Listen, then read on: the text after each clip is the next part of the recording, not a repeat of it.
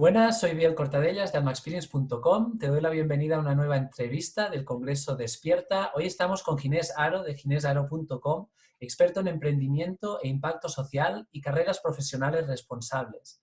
Con Ginés vamos a hablar de emprender para mejorar el mundo, cómo conseguir ganarte la vida aportando valor a la sociedad. Ginés, muchísimas gracias por haber aceptado la invitación y por querer compartir este rato con todos nosotros.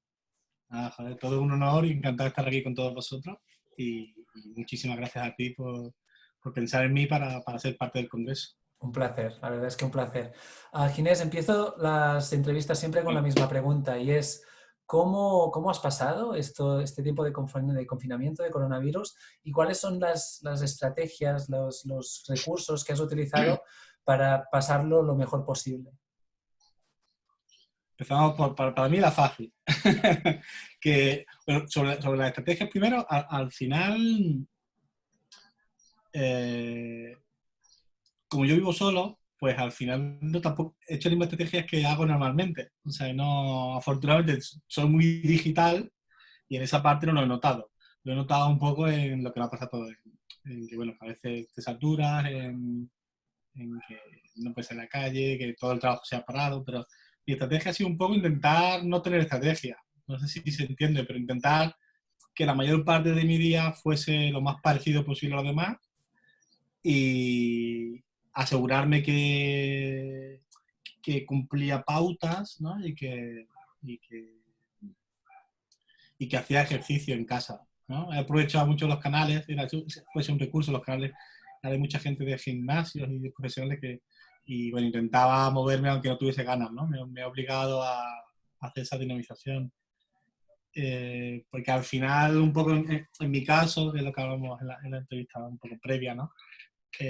Claro, he tenido que obligarme a ciertas cosas porque, bueno, esta realidad y que nos ha impactado a todos, que uno a veces pues ve en la televisión y ve fuera y aunque te esté impactando, pero siempre le pasa a los demás, ¿no? Pues en mi caso, desafortunadamente tenía un familiar muy cercano, ¿no? En este caso mi madre, que ha muerto por el coronavirus, ella era auxiliar de enfermería, se la ha pegado a un paciente y entonces ha sido un proceso al estar encerrado, de pensar, de replantearme todo, de intentar que, en honor también a ella, ¿no? Que llevar la situación lo mejor posible y no explotar, ¿no? Permitir que al final, en honor a ella, que consiguiésemos salir adelante, que es lo que tenemos que hacer, y seguir aportando, porque al final eso era lo que ella estaba haciendo profesional de los que aplaudimos todos los días a las 8, que a veces no les ponemos nombre, no les ponemos voz, y en mi caso, pues yo me he tomado cada aplauso de las 8 como una forma de reconfortamiento personal, ¿no? De homenaje a ella, al final, incluso que no lo hemos dicho todavía en los grupos de los conocidos y eso así de online, ¿no?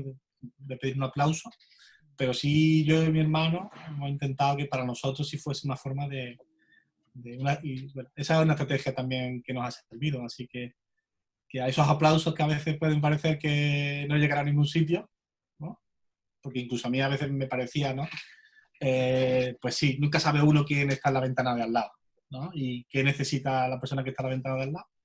Así que bueno, también agradecer mucho a la gente que aplaude y a los que no, pero que apoyaban la idea, porque al final esos gestos importan en momentos así, ¿no? Y para profesionales que están poniéndolo de verdad todo y que no solo es gente que se ve en la tele o un número más, o como, ¿no? Un 20% de los profesionales de la sanidad se han contagiado. Son personas que tienen familia y que es importante que aunque tengamos la suerte que no nos toque cerca, que es lo que pasa la mayoría de las veces, porque yo siempre digo, me pasaba antes, veía cosas de terrorismo, pues te toca, te llega, te conciencia, pero siempre es algo que le pasa a otros, ¿no? O cualquier gran calamidad y de repente cuando estas calamidades que todo el mundo habla te pilla cerca, eh, pues, pues estos gestos importan, ¿no?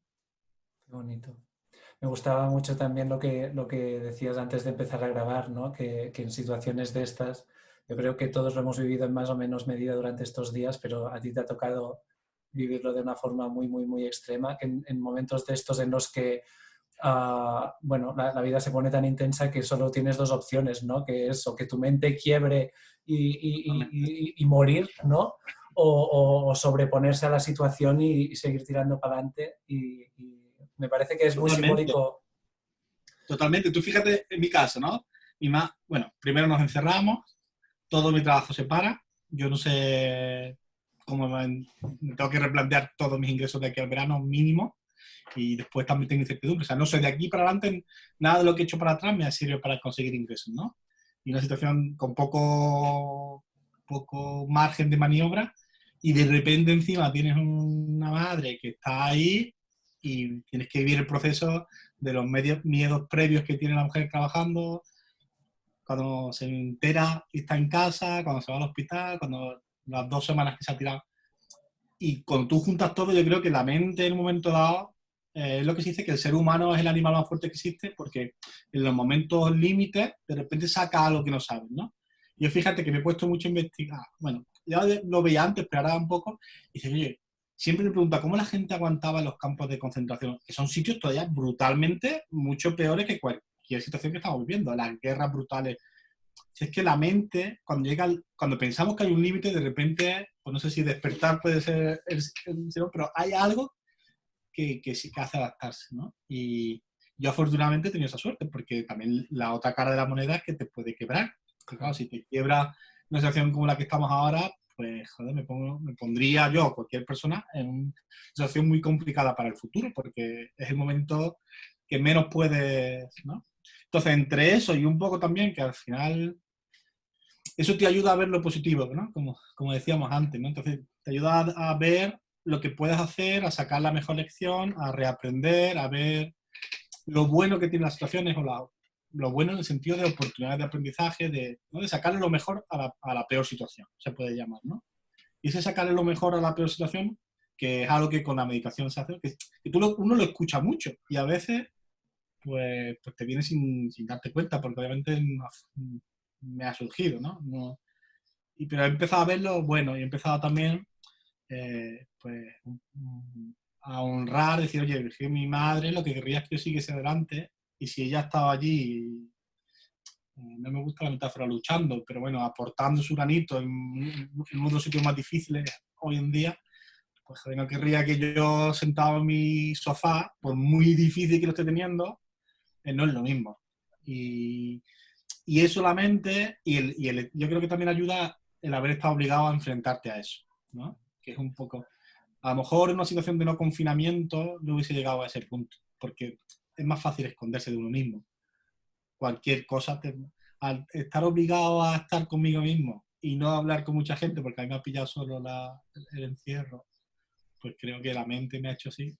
Y he entendido también muchas de las cosas que muchos gurús del autoconocimiento, de todas estas filosofías internas del ser, pues te dicen, ¿no? Y en un momento dices, oye, pues joder, eso de que cuando dice que cuando meditas que hay un segundo que te das cuenta que meditas aunque luego lo pierdas, pues creo que este ha sido mi segundo de darme cuenta de lo que es estar conectado realmente, aunque obviamente estoy muy lejos de mantenerlo, pero por lo menos creo que durante un mínimo un segundo he vivido eso, que uno escucha a estos grandes grupos en el buen sentido del ser, ¿no? Y así es como lo he vivido, por eso me dice, oye, este tío también está sonriendo, y digo, joder, pero es que, claro, ¿no? Porque a mí me decía algún amigo, digo, ¿cómo lo llevas? Y digo, joder, pero es que lo llevo bien, a ver, lo llevo por dentro, he tenido mis tiempos de lloro, he tenido mis tiempos de... Pero, hostias, es que yo sé que si mi madre estuviese aquí, y de alguna manera lo que decíamos también, lo que yo la siento más cerca ahora, es que me diría, chicos, adelante, esto hay que seguir. Y lo que ella quiere es que siga, y lo que quiere es que siga aportando igual que ella aportaba, y si puede ayudar a que otra gente aporte, ¿no? Y que sigamos esta cadena de ayuda mutua, de esta cadena de despertar, que a mí me gusta mucho el nombre cuando me hablaste primero del Congreso. Y bueno, pues eso es lo que tengo que hacer, y replantear las prioridades, dejarnos de tonterías, y bueno, y me ha servido para hacer limpieza. Entonces al final cuando uno limpia, y cuando las cosas así te ayudan a limpiar, ¿por qué? Porque realmente lo importante es esto y todo lo demás pasa un segundo, ¿no? No te confundes. Entonces te cuesta menos dejar cosas. Y, y entonces yo ahora me siento muy limpio, o por lo menos queda mucho más limpio que antes. Mucha incertidumbre, obviamente, y muchas realidades que tengo que lidiar, porque ahí me ha dado fuerte la crisis por todos lados, pero pero bueno, con ganas y agradecido, pues agradecido a que, mira, te surgen oportunidades como estar aquí con vosotros y contigo y conocerte y tener ese ratito de conversación que hemos tenido antes y bueno, abrirte al final. Yo creo que en los momentos también como estos, cuando nos permitimos espacio para que entren cosas, entran. Y a veces estamos siempre queriendo cosas, pero no dejamos espacio para ellas. Y después nos quejamos de que no nos pasa nada. No, la frase hecha de, oye, no me pasa nada bueno, pero has dejado espacio para que te pase. Que si no dejas espacio, no te puede pasar. Puede que dejes espacio y no te pase, vale. Pero, y ese trabajo de dejar espacio es una mirada interna. Y incluso para temas como emprender, como el que vamos a hablar aquí, o como es más mi tema, ¿no? Pero incluso para eso, al final es una mirada interna, porque las oportunidades también vienen cuando tú permites que vengan, o conectas con la gente adecuada, cuando permites que pase, ¿no? Y quitando el sentido de Mr. Wonderful, que no me gusta, o sea, entendiéndolo bien, de que no es solo desearlo, hay que trabajar, hay que facilitarlo, es duro, no es un camino fácil, es un entrenamiento más que un deseo para mí, ¿no? Como yo lo veo, pero bueno, todo esto ha sido este es el proceso en el que estoy, o sea, al final, encerrado aquí, agradecido de que mi tienda de comida para llevar, como era para llevar, he podido seguir comprando comida buena y intentando pues ahora dejar espacio para ver dónde puedo contribuir a partir de ahora, ¿no? ¿Cuál es mi sitio y con qué tipo de gente? Hostia, me parece preciosa la reflexión que has hecho en muchos sentidos. Uno de ellos es el punto este, y por eso os invito y os he invitado a todos los ponentes a que compartáis vuestra situación, ¿no? Porque, bueno, tú eres uno de los que ha vivido una de las situaciones más duras aquí, pero hay muchos otros casos, ¿no? Yo qué sé, me contaba Fran Sabal, por ejemplo, nutricionista, embarazada de 7 meses en Madrid, con su marido trabajando en la industria alimentaria. Los dos agarran coronavirus, ¿no? Y la perspectiva desde la que ella lo había vivido también era una perspectiva de confianza y de aceptación, ¿no? Y me parece muy importante que podáis compartir estas experiencias porque es una forma para todos los que estén viendo estos vídeos de darse cuenta que todos estamos pasando por situaciones muy parecidas, ¿no? Algunos más, algunos menos, algunos el foco en un lado, pero al final no es tanto la situación por la que estamos pasando, sino el cómo nos relacionamos con esta situación, ¿no? Y siempre tenemos este punto dentro de nosotros que nos permite elegir, ya sea de forma más consciente o más inconsciente, el cómo nos relacionamos con esta situación. Y me parece brutal, ¿no? Que me puedes decir, hostia, se me ha muerto la madre, me he quedado sin ingresos, no tengo ni puta idea de qué coño va a pasar con mi vida, pero en cambio estoy en una disposición de apertura para crear ese espacio, que es que me parece también fundamental, para crear ese espacio y además dices, para crear el espacio para saber cómo puedo contribuir. O sea, el enfoque no está en lo que yo puedo recibir, en lo que lo que puedo chupar de mi alrededor, sino en cómo cómo puedo contribuir. Es que me parece brutal. Claro, es que al final viene un poco, pues yo digo que yo un poco mi obsesión los últimos años ha sido el entender muchos conceptos que se escuchan, ¿no? Abundancia, ¿no? Que es un término que está muy de moda, incluso a veces desgastado por los distintos usos que se han dado. Pero al final la abundancia para mí no es más que, oye, está tu universo, es tú da que te vuelve, no sabes cuándo. Pero yo lo he vivido, o sea, si estoy aquí es por eso, ¿no? Y luego el haber tenido un recorrido, por la razón que sea, muy ligado al impacto de los demás, al impacto social, tanto el que han hecho proyectos por el que yo puedo estar aquí, que yo soy beneficiario y me he dado cuenta después, pues desde pequeño, de más grande, que uno ya cuando coge conciencia dice, joder, es que estuvo gente detrás, igual que yo ahora estoy detrás, aunque en ese momento ni lo supieses.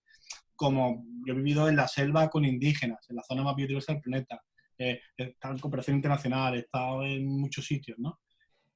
Y, joder, a mí lo que me ha sorprendido cuando yo, por ejemplo, viví en la selva, que había indígenas que habían nacido sin estar contactados, o sea, fueron colonizados en vida, que es muy fuerte, porque joder, aquí te enseñan en los libros que se coloniza hace 500 años, ¿no? Sí. Sudamérica, ¿no? Que es un poco nuestra realidad cultural más cercana. Y tú dices, 500 años, no, perdona, se están colonizando pueblos ahora. Que cuando se habla, y de repente estar en una mesa y que te venga sea, la realización, no sé si es una palabra en español, pero bueno, que ser consciente de que está enfrente tuya, su pueblo ha sido colonizado en vida, esa persona nació siendo de una cultura que no sabía nada ni de Platón, Descartes, ni de todo lo que para nosotros es la base ni de los romanos, ni los que estuviese antes. Y ver que en su situación se plantean las cosas muy diferentes y cómo pueden vivir en sitios muy jodidos, como puede ser la selva, que, hostias, nosotros no somos capaces de sobrevivir con todos los medios tecnológicos y estas personas con 7, 8, 9 años sobreviven. Y es eso, es cómo te tomen las cosas, ¿no? El ser humano es muy fuerte. Y yo odio mucho cuando dicen, oye, todo depende de ti. Que es verdad que en cierto momento depende solo de los recursos y las herramientas que tú tengas en ese momento. Lo que depende de ti es fortalecerte para que cuando te venga tú seas fuerte. No es que yo ahora pueda decir, voy a hacer esto, voy a estar bien, voy a estar bien. Bueno, chicos, si tú no te has dotado de ese entrenamiento, esos recursos, esas herramientas durante un tiempo, pues obviamente es como salir a correr una maratón ahora después de 8 semanas encerrado. Claro. Pues no vas a durar 10 kilómetros, por muy en forma que estés. Si no estás en forma como yo, pues 10 minutos como esta mañana. Pero lo que no puedes pretender es decir, voy a correr una maratón. Y no es así. Es cierto que podemos conseguir muchas cosas más de lo que nos creemos, pero hay que rodearse y hay que poner voluntad y hay que priorizar bien. Y bueno, eso es un poco el pensamiento y lo que me ha ayudado a estas cosas, muchas vivencias que he tenido, a interiorizarlas. Porque yo me sabía la teoría, ¿no? Pero a interiorizarlas. Y todavía me queda mucho camino, pero bueno, es como que he sentido ese segundo, que cuando te hablan de meditación, te dice, hay un segundo que tú notas que estás meditando y luego lo pierdes. Pero por lo menos lo has vivido y sabes que lo has vivido. Pues he vivido un segundo de algo, que no sé muy bien qué, pero creo que es un segundo de un nivel de conciencia o de lo que sea más avanzado. Y ese segundo lo he vivido. Entonces, eso también me hace afrontar las cosas como decir, hostias, que uno ha leído muchas cosas que yo soy muy escéptico, porque yo recuerdo que después de vivir la selva me dieron una beca para irme a un programa de liderazgo internacional, algo muy, muy gordo, ¿no? Y el primer día nos ponen en una sala muy grande, estábamos 30 jóvenes, cada uno de un país. Una sala muy grande y nos dicen, quien sea racional, a la esquina de allí, quien se considere místico, a la esquina de allí, y de ahí, pues tú te pones en me puse casi en mitad, entre racional y el centro, ¿eh? No entre racional y místico, sino estaba el centro, entre el centro y puse a la mitad. O sea, yo era muy escéptico hace 10 años, 11 años. Y bueno, pues la vida me ha acercado muchos conceptos y poco a poco, cuando los vas viviendo, vas perdiendo el escepticismo y dices, hostia, qué gil, con perdón, era. O qué ciego, o cuánto me faltaba por avanzar. Yo pensaba que estaba avanzado mucho, porque yo ahora, si me ponen, me pondría más cerca, o sea, del centro para el misticismo. No muy separado todavía, pero sí es verdad que... Y aún así soy una persona muy pragmática, porque es decir, que me gusta aplicar las cosas, que yo estoy en el emprendimiento porque me gusta aplicar los conceptos, porque ¿no? Yo tengo amigos y amigas, porque tengo una amiga que es profesional de la meditación, del yoga, mucha gente de este curso, este programa, que no era un curso, pues había gente que son muy místicos, muy expertos, muy reconocidos. Yo no soy así, yo soy más de hacer, pero es como que vas aprendiendo que cuando tú eres o incluyes, el hacer es mejor y más genuino. Y entonces tú puedes conectar mejor con la gente con la que tú quieres apoyar, contribuir o influenciar, ¿no? Sí. Y bueno, y ese proceso, pues es un poco en esta primera fase de la entrevista, ¿no? Pues todo lo que ha estado pasando, ¿no? Y que también es verdad que ahora hablando contigo voy como siendo consciente de cosas, porque tampoco me había parado a pensarlo así. Dicen bueno, hay esta película, que de hecho es un libro, que se llama Hacia rutas salvajes, Sí, igual. que la frase final dice, la felicidad es real cuando se comparte, ¿no? Y pienso que muchas veces cuando estamos con nosotros mismos, no, digamos que este diálogo no se hace tan obvio hasta que muchas veces lo ponemos en palabras, ¿no? Y de pronto dices, coño, pues sí que es verdad, ¿no? Y fíjate que has nombrado la película, esa película salió en el 2007 y fue justo, yo pasé de vivir en la selva, en la zona más biodiversa del planeta, aislado, muy aislado, al final, y en Londres, y yo vi esa película en Londres. Es que yo me acuerdo que con mi pareja yo me pegué una pecha de llorar tremenda porque me sentí muy identificado con el proceso que yo estaba viviendo, pero yo no era capaz todavía de externalizarlo. Y ella se tiró años preguntándome, oye, ¿pero por qué? Y nunca fui capaz. Y al final es ese proceso yo estaba, bueno, sigo enfadado un poco con el mundo. Lo que estoy intentando ponerme ahora en paz, pero al final es ver cómo aislarte no es la solución. Porque luego te das cuenta que cuando te pones un sitio muy límite, luego a veces quieres volver atrás y no puedes, que es lo que le pasó al protagonista, ¿no? de la película. Y ahí está el riesgo a veces, ¿no? En cualquier lado, porque yo veo gente muy mística que también se va muy al límite y dice, hostia, está bien, pero se no estás desconectan del proyectando mundo. lo que quieres, ¿no? Hay que encontrar, y obviamente los del otro lado no hay que nombrarlos porque ya los conocemos todos, ¿no? Sí. Yo creo que esa película es muy buena y es curioso que lo has dicho porque para mí es una película muy, muy trascendente, que no me he atrevido a ver más, pero sí es verdad que la tengo muy presente. Que me sentí muy identificado con el protagonista y con el proceso de aislamiento interior que yo viví. Yo no fui capaz de quedarme aislado, pero sí es verdad que interiormente me he ido aislando de muchas cosas y luego hay veces que uno ha querido volver y dice, hostia, que ahí no puedo. está la nieve y no puedo andar. Y bueno, afortunadamente la vida a veces nos da oportunidades, ¿no? Y eso es lo bonito también, ¿no?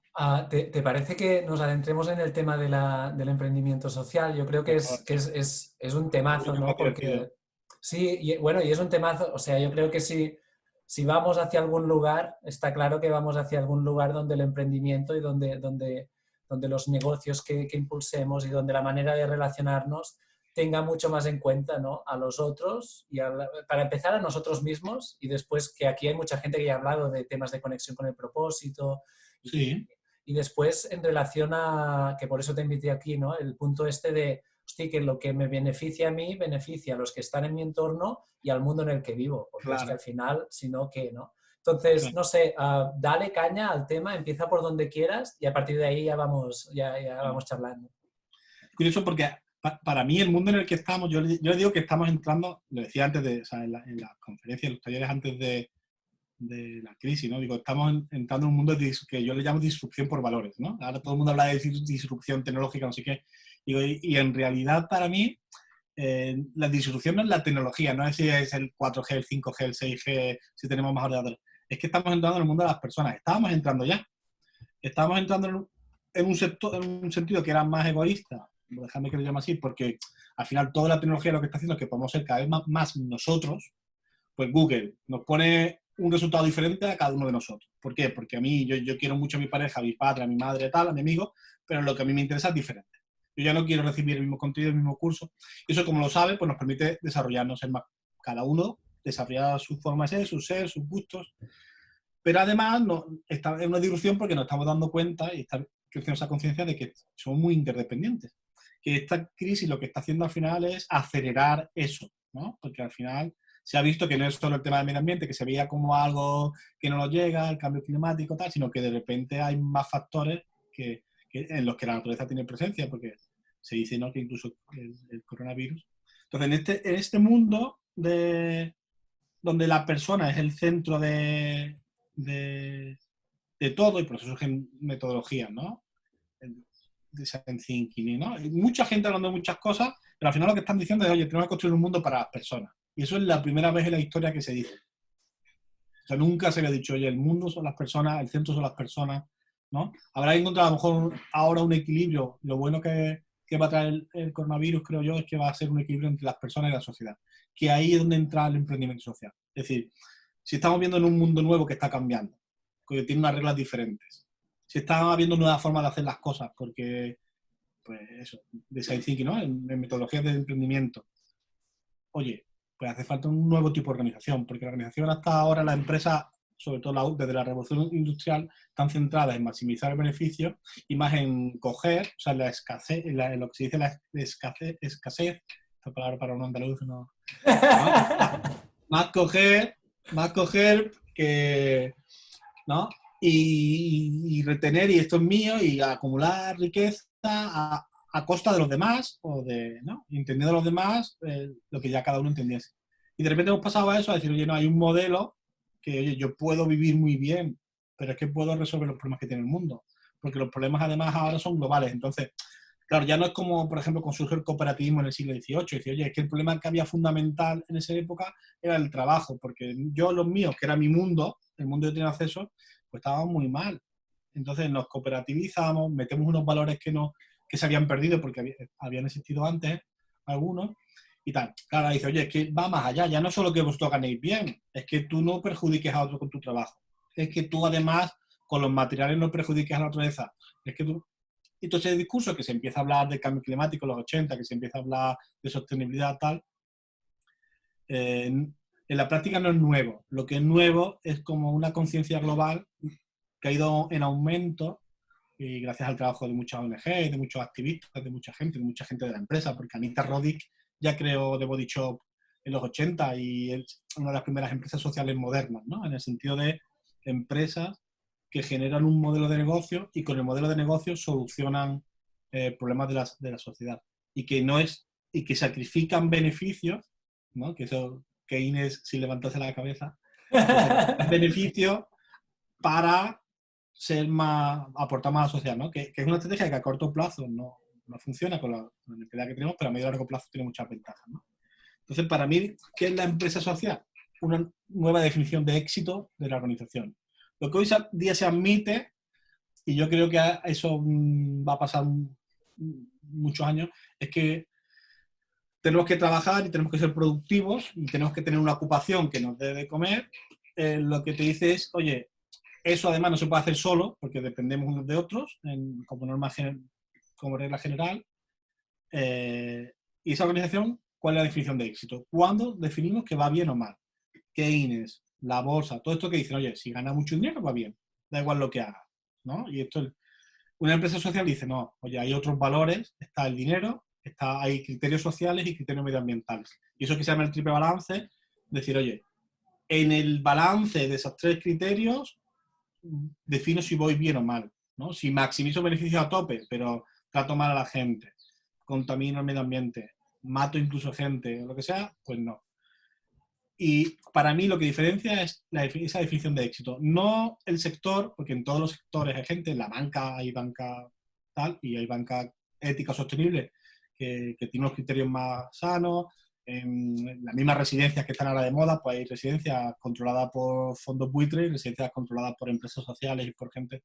Entonces no es el sector ni si trabajas con minusválidos o no, es más bien cuáles son esos valores de éxito de la organización. Yo siempre digo que ¿cómo se sabe eso? Me preguntan muchas veces. Y la única manera de saberlo es cómo se evalúa la directiva. O sea, el CEO, el accionista, dependiendo, ¿no? El que tiene participaciones, el equipo directivo, dependiendo del tipo de organización, ¿cómo se reparten los beneficios a final de año? ¿Cómo deciden si lo hemos hecho bien y lo vamos a celebrar o si nos tenemos que poner las pilas, ¿no? Porque hay muchas empresas que tienen un discurso muy social, pero luego si al gerente del dinero a final de año le van a decir, oye, ¿cuánto has facturado? Y es lo único que le preguntan. O eso está por encima de los demás. Entonces no has recorrido todavía el camino. Tú puedes ir por abajo. ¿Y por qué? ¿Cómo se sabe eso? Porque luego cuando hay momentos de crisis, si el dinero está por encima de todos, se toman decisiones diferentes. Y eso lo vivimos en España mucho con la crisis, con la banca. Todo el mundo abrió o se dio cuenta con eso. Y bueno, cuando va bien, pues es muy fácil camuflarlo porque nadie se queja, ¿no? Y en cambio, las empresas sociales no hacen eso. Y la más famosa es La Falleda, que es una empresa catalana de La Garrocha, de una comarca pequeñita, abierta por un psiquiatra que vende yogures que solo se venden en Cataluña, la parte cercana de Valencia y creo que Mallorca, las Islas Baleares, y que ellos su objetivo fundamental es dar trabajo a gente con necesidades especiales, sobre todo de tema intelectual. Y oye, venden 2 millones de yogures al mes, supongo que ahora vendrán un poco más, pero su definición de éxito está en tener más gente contratada. Han decidido no salir de Cataluña, de Valencia, porque piensan que si salen tendrán que renunciar a valores, tendrán que renunciar a la gente. Entonces, en ese balance se demuestra que no es incompatible tener una empresa grande que en una región se convierte en referente, que además no compite por precio, son más caros que la competencia, y solo Danone vende más yogures en Cataluña que ellos, en un sector muy complicado, que quien sabe muy complicado, pero tienen otros valores. y van en contra de las decisiones que le han recomendado todas las escuelas de negocio. ESADE, IES, que son escuelas de negocio catalanas, de las primeras del mundo, que le han ayudado mucho, que le decían, a conquistar el mundo, ¿no? Es un poco el pensamiento. Dijeron que no, porque si no tenían que renunciar. Dice, oye, podemos colaborar, dar el know-how, tal, pero es que yo si esto pierdo mi esencia y no es incompatible, ¿no?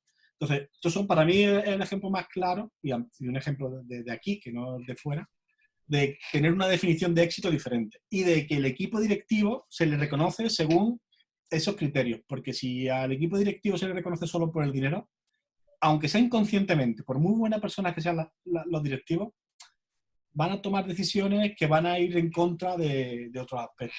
Y cuando las cosas vayan mal, pues se notará más. Y bueno, el caso de Coca-Cola, un ERE que hizo hace unos años, creo que fue con la crisis, cuando Coca-Cola ganaba mucho dinero, pero es que el directivo de Coca-Cola quería un bonus especial. Para conseguir un bonus especial necesitaba unos números, que es un Excel, y si para que salga el Excel y mi bonus y mi millón, tengo que, pues intento echar a la gente, si es que a mí me da igual. Y eso para mí es mi definición muy personal de lo que es una empresa de negocio social. Luego eso cómo se lleva a cabo con un modelo de negocio en el que obviamente una forma de hacer dinero, de intercambiar productos y servicios que tienen que reflejar esos valores, claro. Porque si no, es imposible, ¿no? Al final tú tienes que irlo llevando a todos los sitios, pero es muy importante, yo lo escucho poco, el tener dejar claro que a la hora de valorar cómo la gente hace su trabajo, hay que meter todos los valores. Y ese es el reto que tenemos, ¿no? En la empresa social.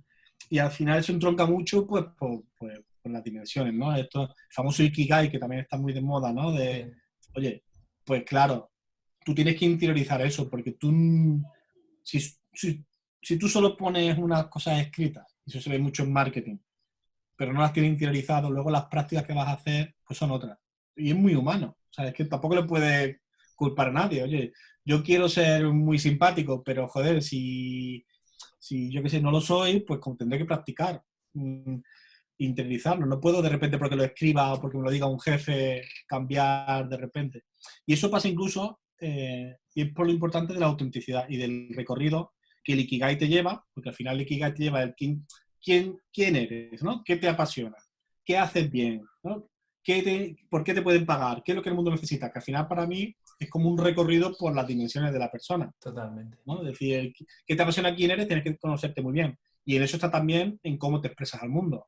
Oye, pues si yo puedo ser introvertido y contribuir mucho al mundo. Puede ser extrovertido y no contribuir. Es decir, desde mi esencia, construir una empresa auténtica, una organización que exprese y una manera de relacionarme con otras personas para vivir y para contribuir. Y obviamente tenemos que vivir, porque si no vivimos de lo que hacemos, no estamos cambiando el mundo. Claro.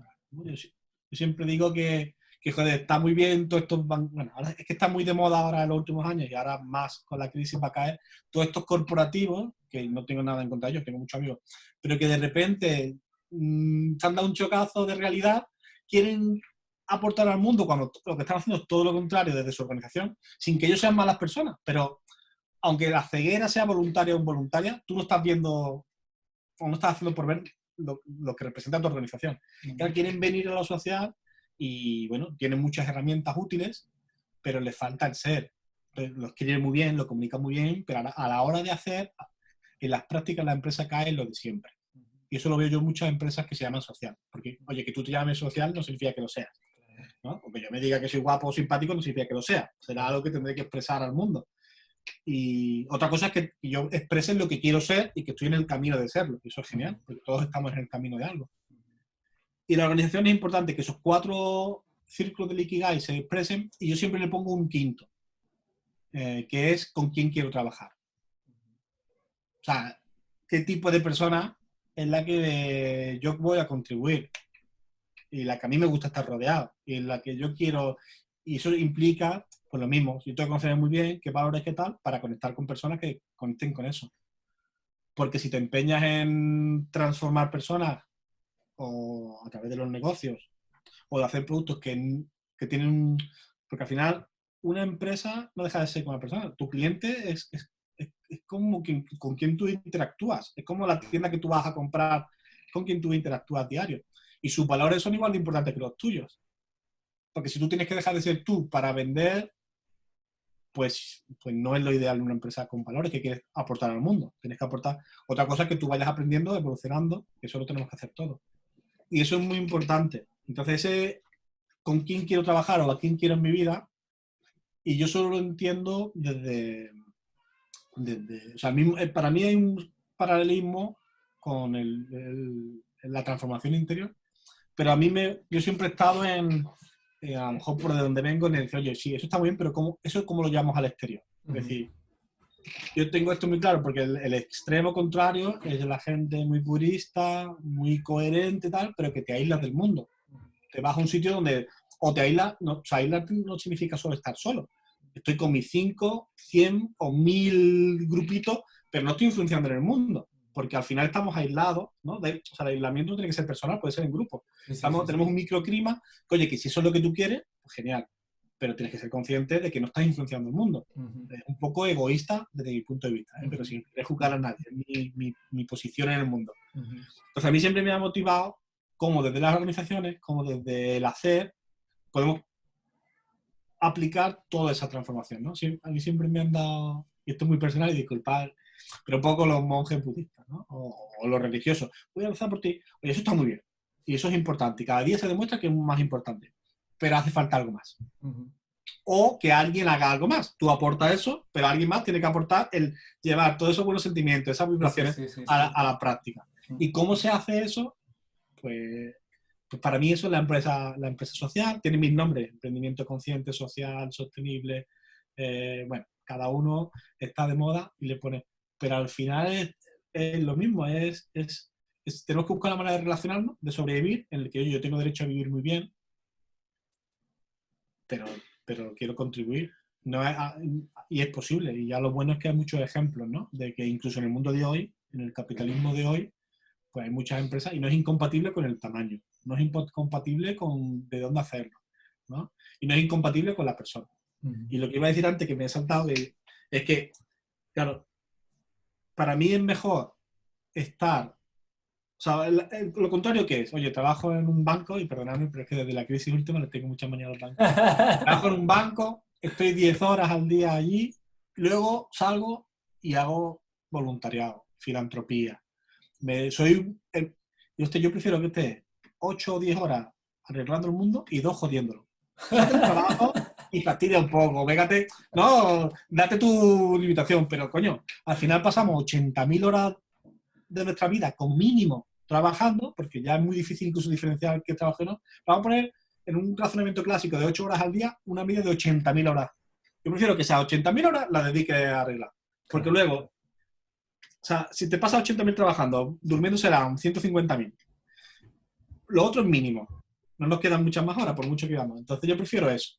Y decir, oye, chico, tú 8 horas arreglando el mundo, contribuyendo, no, 2 horas desvaría. Eso de nadie es perfecto, todo el mundo tenemos que desahogar, vivimos en el mundo que vivimos. Yo no he elegido vivir en España, oye, me podría haber tocado África, Sudamérica. Tampoco me voy a culpabilizar por eso, pero pues lo voy a aportar y luego, oye, pues chicos, me gusta salir, porque vivo donde vivo, ¿no? Es que tampoco puedo culpabilizarme por eso, ¿no? Y bueno, Me esta es un poco gustaría... mi reflexión de toda esta movida. Desordenada, pero... no, pero está perfecto, porque, o sea, bueno, al menos a mí me ha quedado claro. Me gustaría hablar un poquito de, bueno, un par de cosas, quizá profundizar un poco más sobre el tema de cómo enfocar nuestra empresa, nuestro negocio en una dirección que genere impacto social, ¿no? Lo hemos estado hablando bastante, pero quizá un paso a paso por encima un poco más definida. Pero antes de esto me gustaría hablar un momento de cuál crees que es la situación actual, tú que conoces cómo está el tema del emprendimiento social y tal, el interés que muestran las empresas, si es una tendencia o no lo es, tal. Y también quizá hablar un poco de esto, quizá lo podemos dejar para el final, ¿cómo crees que un emprendimiento social a gran escala, o sea, que si esto realmente se convierte en el pan nuestro de cada día a la hora de emprender, ¿cómo crees que esto puede acabar afectando al mundo en el que vivimos? Claro. A ver, el emprendimiento social, a ver, se ha hecho siempre. O sea, yo hablo en mi blog y tal, que era la manera normal de hacer las cosas antes, porque dependías de la naturaleza muy directamente.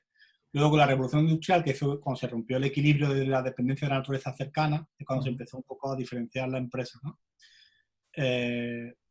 Y ahora se ha puesto muy de moda en los últimos años el emprendimiento social. En el 2012 yo trabajaba por entonces en el Guardian creando una sección específica para emprendedores sociales. Y la Comisión Europea fue la primera vez que reconoció al emprendimiento social como la gran baza sin explotar para crear Unión Europea, progreso y tal, ¿no? Hace unos años. En España ha dado un boom en los últimos 3-4 años. Han aparecido muchísimas empresas, han aparecido programas de apoyo a mansalva, ¿no? Yo diría que de 2015 y 2016. Entonces es una moda. Es una moda que, como todas las modas, yo soy un poco cauteloso de cómo va a quedar. Es decir, viene a aportar cosas positivas, pero claro, lo que es la moda es una visión particular del emprendimiento social o de la empresa social. Una visión que viene del mundo de los negocios, sobre todo corporativos, que viene de las grandes escuelas de negocios, que en España, claro, tenemos 3 grandes escuelas de negocios y casi todos los actores principales vienen de ahí porque las escuelas de negocios, al competir a nivel mundial, dice, oye, que Oxford lleva 10 años, que en su MBA más famoso, o sea, el máster de dirección de empresas de los top, oye, que un filántropo, Jeff Skoll, que es el fundador de eBay, les ha convencido para que haya una especialización en empresa social. Oye, que Stanford, de las universidades más prestigiosas, que es que el mismo filántropo, oye, que el mundo va por ahí. Entonces, claro, la gente que sale de ahí, pues que te crea el Impact Hub de Madrid, te crea Chip2B en el SAD en Cataluña, te va creando organizaciones que ahora son referencias, ¿no? Lo bueno de eso es que, claro, te acerca a un mundo y está acercando a un mundo que está desconectado del impacto social. Lo malo es que conocen poco de impacto social, ¿no? Porque es un mundo de negocios. Entonces, aunque y estoy generalizando, porque luego las personas son las personas, y obviamente, claro. Pero la tendencia, ¿no? Claro, el mundo de las ONG, oye, lleva haciendo emprendimiento social. Pues yo estoy trabajando en una ONG que se llama Madre Coraje, que es muy famosa en Andalucía y en Madrid tiene sede. Y el fundador ha tenido premios a nivel nacional, internacional, ¿no?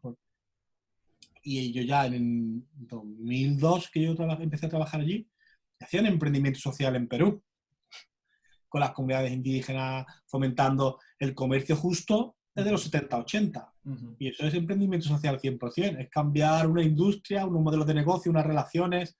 Entonces, bueno, esta moda se ha puesto muy de moda porque, claro, viene de actores que saben de marketing, que saben hablar, porque la gente del mundo corporativo suele tener más habilidades, y tienen recursos, porque del mundo corporativo es el que tiene dinero, ¿no? Eso está muy bien. El riesgo es ver si luego eso va a bajar al ser, por decirlo de alguna manera. Si va a impregnar o se está quedando esa capa de... superficial, ¿no? Bueno, eso es el reto que tenemos, el reto que hay ahora, de que baje, de que no se crea que tiene la realidad del impacto, sino que entienda que hay otros actores importantes, no de discurso, sino de hacer, no desde una superioridad que suele mostrar el mundo corporativo, sino desde un complemento. Si el mundo corporativo cuando digo mundo corporativo, y estoy pensando en gente que es muy buena gente, pero sin darse cuenta siempre piensa que como yo he sido muy importante en tal multinacional, tengo mucho dinero, he sido muy importante tal, tú eres un técnico de una ONG, tú eres un tal que bueno, económicamente no tiene ¿no? Una decisión personal muchas veces de forma de vida. Y a veces se ve ese tiempo, ¿no? Yo veo muchos corporativos haciendo programas de apoyo a ONG sin haber trabajado en una ONG. Digo, hostias. Bueno, aporta, pero el reto está en pasar al ser.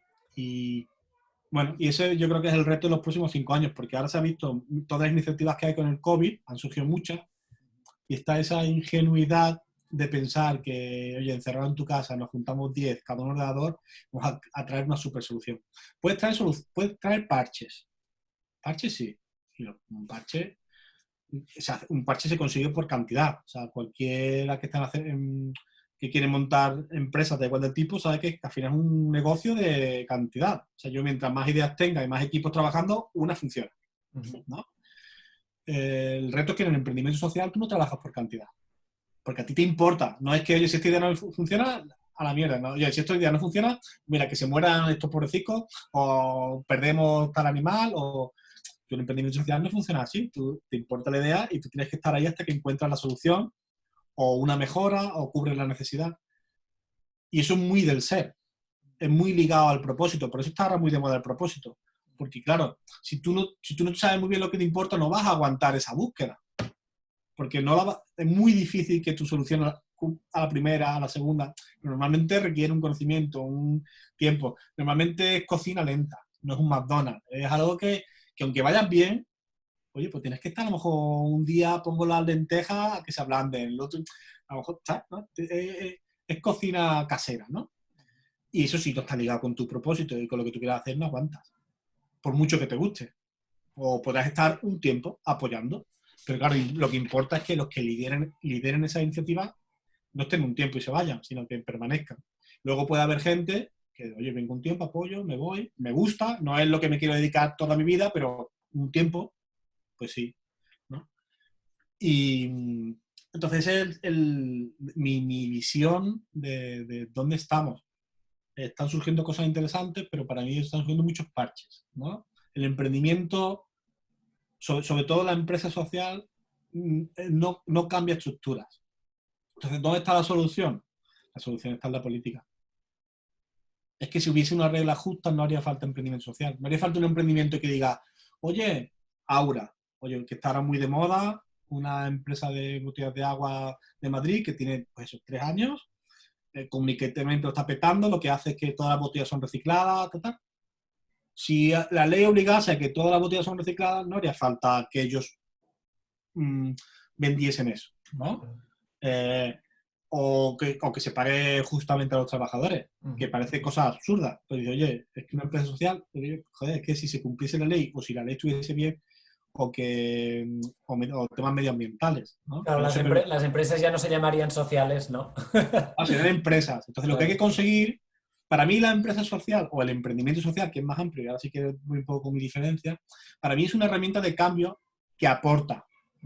¿Por qué? Porque cuando tú demuestras que es posible, rompes una barrera.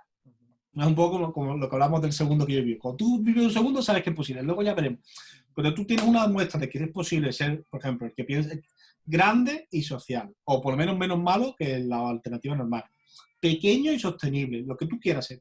Hay mucha gente que se inspira y pone su talento ahí, enfocado ahí. Y eso transforma la sociedad. Y lo que hay que conseguir es que eso, una vez que se demuestra que es posible, pase a normal. Claro. Y entonces esa es la palanca para mí de cambio de la empresa social, que no todo el mundo en este discurso lo tiene porque no vienen con esa visión de transformación, ¿no? Claro. O con ese propósito. Pero que lo ideal para mí sería que las empresas sociales, hay un nivel de empresa social que esté para que se convierta en norma y Claro. que vaya siendo empujando al mundo en esa parte del mundo que es el mundo de cómo vivimos y cómo nos relacionamos con nuestros recursos para sobrevivir. Claro. Ginés, ¿te parece? Porque no nos queda mucho rato de entrevista. Me gustaría dibujar esto, si podemos, obviamente no de forma profunda, porque esto es un proceso largo e intenso, ¿no? Pero sí dibujar un poco, que de hecho ya lo has hecho a lo largo de la entrevista, dibujar un poco cuáles son estos pasos para uno no quedarse solo en la superficie, en el discurso, porque yo creo que al final buenas intenciones todos las tenemos, ¿no? Y como decías tú, bajarlo a terreno práctico y que realmente hacer que esto que estamos expresando a través del mensaje se convierta en una realidad. Eso por un lado, y después, si te parece, cerrar con el punto este de digamos, cómo te imaginas cuando estemos en un mundo en el que el emprendimiento social ya no tenga que llamarse emprendimiento social porque todo el emprendimiento sea emprendimiento social. Esta última pregunta no la he entendido bien. Ya te la repetiré. Si te parece, vamos primero a por lo otro. Sí, bueno, a ver, es lo que todo el mundo está hablando, pero una vez que tú tengas claro... A ver, no hay que tener claro el propósito, pero hay que tener claro las cosas que te interesan, ¿no? O sea, es decir, no hay que esperar a que tú sepas claro la llamada de tu vida, pero hay temas que uno sabe que esto me interesa, esto no. Oye, pues me interesa la igualdad de género, pero la realidad de los océanos no me toca. Aunque me encanta apoyar a alguien que lo haga, porque quiero en un mundo mejor. Y en los entornos en los que tú te motiven, conectarte con la gente, ¿no? Es lo que Seth Godin llama a las tribus. Conectar con gente que comparte tus ideas y tus valores.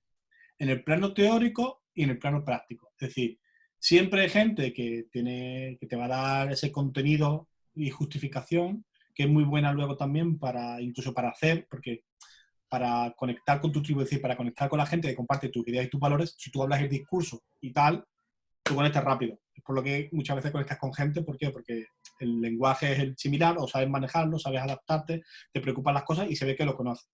Y luego conectarte con la gente que lo está haciendo. Puede ser desde activismo de ONG o puede ser desde empresas. Y siempre hay organizaciones que están en ese ámbito. Y a partir de ahí te vas conectando con la práctica, que es con la gente que lo está haciendo, porque al final emprender es hacer. Entonces siempre hay gente que está haciendo cosas. Te gusten más o menos, pero siempre eso es una inspiración para ti, para lo que puedes replicar, para lo que se queda corto, donde puedes contribuir. Y a partir de ahí, siempre que te quieras conectar con el hacer, lo que hay que hacer es hacer. No hay otra manera. Es como montar en bicicleta. Si quiero montar en bicicleta, lo que tengo que hacer es montar en bicicleta.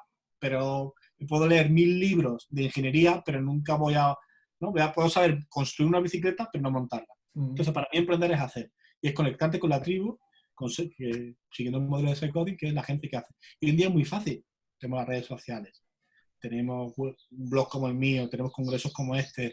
Hay 1000 sitios para empezar a conectarte. Y luego hay gente, oye, pues este me llama, este no. Y ya vas siguiendo a gente, les escribes, vas a eventos, compran los productos de la empresa y vas conociendo las necesidades. Porque un emprendedor social surge para cubrir una necesidad, ¿no? O un problema. Entonces, claro, si tú no estás conectado en ese mundo, no sabes qué necesidades y no sabes dónde tú puedes contribuir.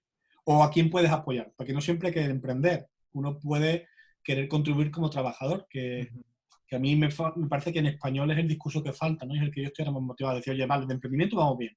Pero un emprendedor necesita trabajadores. Y a lo mejor yo no quiero emprender porque no es mi motivación, porque emprender de alguna manera es una forma de una personalidad particular.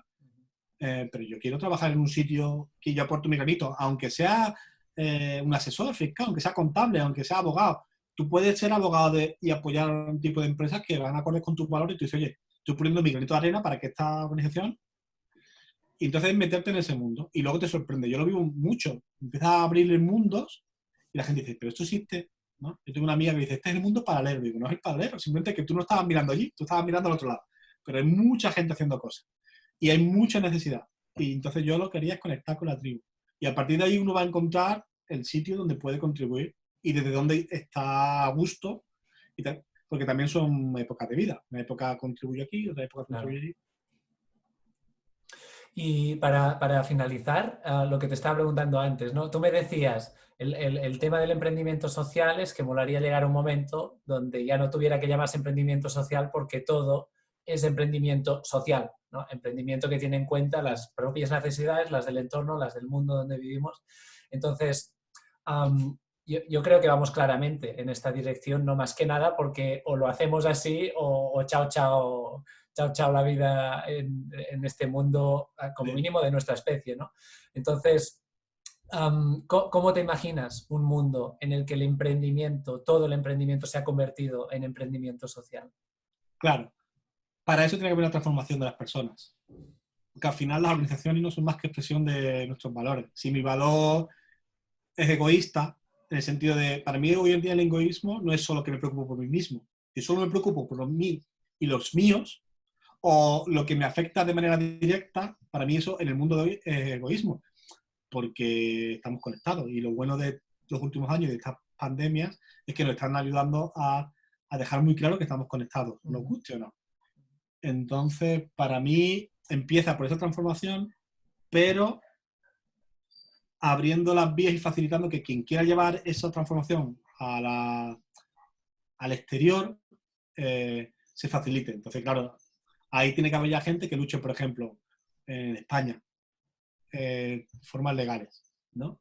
Tú quieres emprender con ciertos valores, es muy complicado, incluso legalmente en España. O tienes que conocer a 3 o 4 personas que somos los únicos que conocemos cómo adaptar las cosas. Pero claro, eso...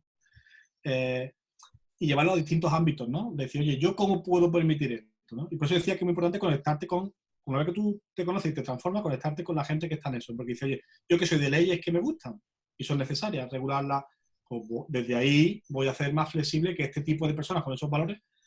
Pero yo creo que va por ahí. ¿No? La gente siempre habla de la educación. Tal. Voy a poner mis nombres, pero esa es la base de todo. Pero para mí es no quedarse ahí. Es a la vez que uno se va transformando, no esperar ir haciendo. No esperar a que yo estoy completamente transformado para empezar a hacer. o esperar a que ganen, ¿no? Lo que se dice muchas veces, ¿no? La solución es la educación. Digo, vale, pero es que no podemos esperar 40 años. Y primero porque para educar a alguien en algo, si tú no estás preparado, no le puedes transmitir lo que tú no eres. Claro. Sobre todo cuando hablamos de valores, de actitudes, de tal. Ninguno somos perfectos. Todos tenemos nuestras imperfecciones y bueno, y estamos en el camino de mejorarlas, pero obviamente pues yo vengo de un barrio no sé qué, pues joder, yo tengo ciertas cosas que he adquirido ahí que las intento limar, pero de ahí vengo. El no conformarse, sobre todo para las personas que están más en el camino de la transformación interior, es no olvidarse de que es importante que el contexto facilite que eso salga, ¿no? En las expresiones humanas. Las organizaciones son expresiones humanas, tanto las políticas, la administración pública y la empresa es una de ellas. O sea, la empresa es la forma en la que hoy en día es mayoritaria que hemos decidido para relacionarnos con los recursos, para intercambiar entre nosotros esos recursos y vivir. Entonces, bueno, ir llevando cada uno aportando, ¿no? Súper Eso interesante. es lo que diría. Oye, ha sido una pasada, la verdad. No sé, ¿tú conoces a Daniel Gavarró? Pues no me Pues suena. es otro ponente Bien. de este congreso y te lo recomiendo mucho porque precisamente estuvo hablando de esto, ¿no? Él digamos que es muy interesante, ¿no? Porque tú has recorrido el camino desde el emprendimiento social hacia el desarrollo personal, si quieres, y ella ha recorrido el camino desde el desarrollo personal hacia el emprendimiento social, ¿no? Y es Vale. tenéis una perspectiva muy, muy parecida, ¿no? Este Qué punto bien. de el desarrollo personal está muy bien, pero tienes que encontrar la forma de expandirlo al resto del mundo, es fundamental.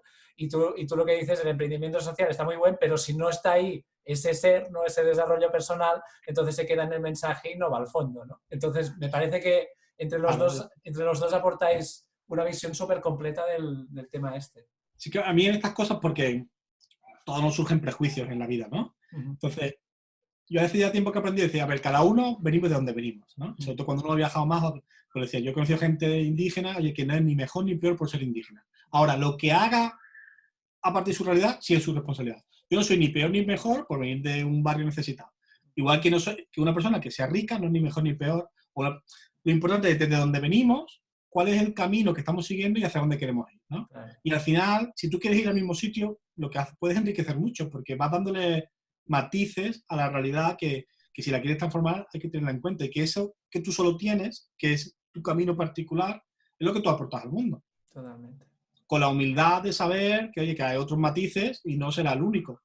Pero, oye, pues cada uno viene donde venga. Yo vengo en realidad, de sobrevivir. O sea, yo creo, la gente dice, oye, ¿tú creaste tu primer emprendimiento social con 10 años? Y digo, sí, pero yo no sabía que era un emprendimiento social. Yo tenía que sobrevivir. Yo venía de un contexto en el que había dos tipos de niños. Los que acababan mal y los que no queríamos acabar mal. Entonces nos inventamos una historia porque no queríamos ser como otros. Que luego con el tiempo he dicho, o me han dicho eso. Bueno, uno viene donde viene. Y lo importante es decir, ¿yo qué hago con todo eso? Y todos podemos aportar. Y se aporta siendo protagonista, pero también se aporta mucho más apoyando a los demás. Uh-huh. Porque nosotros podemos ser protagonistas de una película, pero podemos apoyar muchas. Me encanta. Y se hace de muchas maneras. O Me sea, encanta. apoyas estos valores, pues solo estando en el Congreso, apoyas, ¿no? Porque nos das ánimo, por ejemplo, a gente como mí, oye, pues, que ve esto, que mandas un mensaje, eso es útil. Vale, un poquito, pero es útil. A mí me gusta cuando me escriben. Que luego apoyas una iniciativa porque asistes al Congreso, pues estás apoyando a que tú te animes a que estos temas se trabajen más. De que donas algo bien, pero a veces no es solo dinero lo que hace falta. ¿eh? Y a mí me gustaría, se apoya comprando. Si no hay, y esto es el último, si tengo que dar un último mensaje, va a ser este, y es, no hay emprendimiento social, no hay empresa social sin consumidor consciente, ni consumidor responsable. Entonces, a veces es nuestra responsabilidad, y eso no nos podemos quitar ninguno, de empezar a apoyar cada vez más productos y servicios que tienen valores. Porque si no, no nos podemos quejar. Porque yo no puedo emprender si no me consumen. Aura, La Falleda, las 1000 empresas, Ben Jerry, si no hay gente que los consume, no existen en el mundo. Entonces, si queremos ver esos valores ahí, y el dinero siempre es una excusa. Siempre. Porque muchas veces son más caros otro tipo de productos. Y no hablo de un momento particular de uno que uno no pueda. Hablo en general. Cuando uno pueda, si quiere ver el mundo, y aunque parezca una tontería, comprar ese producto es cambiar el mundo. No es la solución, pero estás ayudando a la solución. Wow, me encanta, Ginés. Oye, lo tenemos que dejar aquí. Creo que te llevas la palma de la entrevista más larga, pero bueno, merecía la Perdón, pena. No, perdón. que va, hombre, que va. Solo quería apuntar que si te parece es un buen momento para contarles a los oyentes este curso que nos vas a dejar en tu página de ponente. Una introducción pequeña para quien tenga interés que pueda ir ahí y descargárselo. Bueno, yo tengo un blog, si me queréis seguir, que es emprendedorsocial.org, y para mí conectaros ahí, y luego que coincide, o sea, que ha sido coincidencia, que justo tengo un curso ahora de iniciación en emprendimiento social, que son 50 euros, o sea, que lo pongo un poco, y si alguien quiere, que se puede apuntar, o sea, que sería genial, estamos ahora como 20 o por ahí, y yo lo saco todos los años, una vez al año, y bueno, ya está, pero que... Y si no, sobre todo que se conecte conmigo o con quien quiera que comparte, que se siente identificado para estas cosas. Buenísimo, buenísimo. Bueno, pues que sepáis que en el botoncito debajo de la entrevista podéis clicar, os vais al blog de Ginés y ahí os encontráis toda esta información. Y Ginés, de verdad, un placer súper grande compartir este rato contigo, conocerte, me ha encantado. Pues genial, me voy a comprar el arroz. Y oye, muchas gracias por contar conmigo y bueno, espero que sigamos en contacto y muchas gracias a todos los que hayáis llegado hasta el final de esta entrevista. Y a todos, como os decía él, a todos los que habéis llegado hasta el final, muchísimas gracias por compartir este rato y nos vemos en la próxima entrevista. Chao, chao, que vaya bien. Gracias.